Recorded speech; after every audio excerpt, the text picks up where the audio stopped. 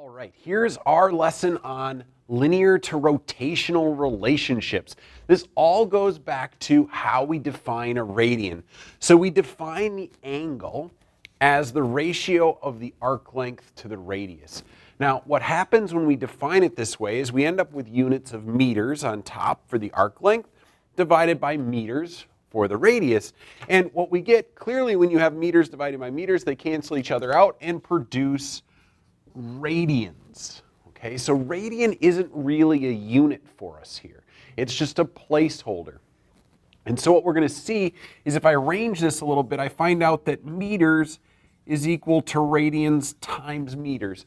And this is going to play out for us when we learn how to convert between linear quantities like arc length, the distance traveled, and angular quantities, the angle through which it's traveled.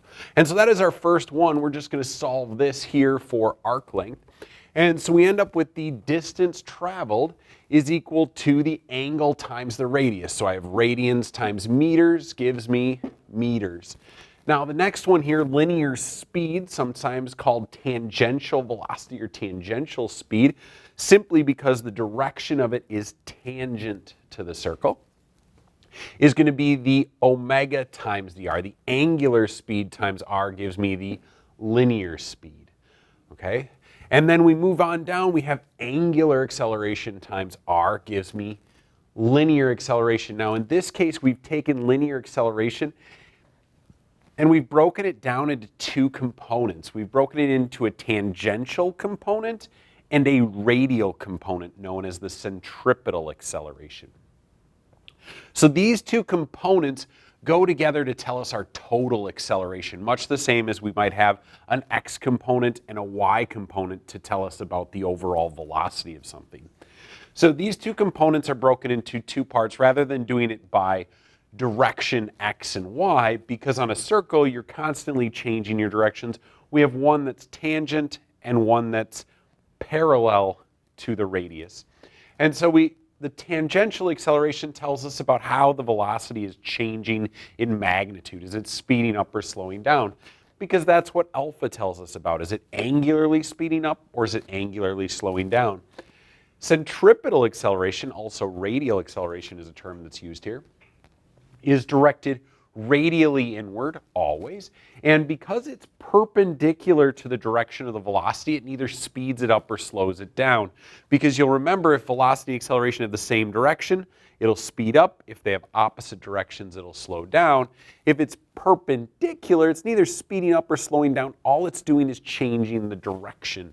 And so AC is going to cause a change in direction of that velocity. So this is how I can get from a radial quantity, an angular quantity, to a linear quantity. And then this one is always here whenever you're going in some sort of curved path.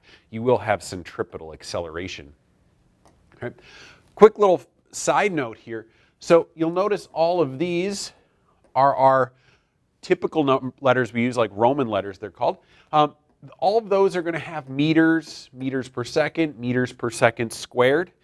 The Greek letters are the ones that are going to have that radian, so radian, radians per second squared. All right, and then one last thing in this situation, so you want to get between a linear quantity and an angular quantity.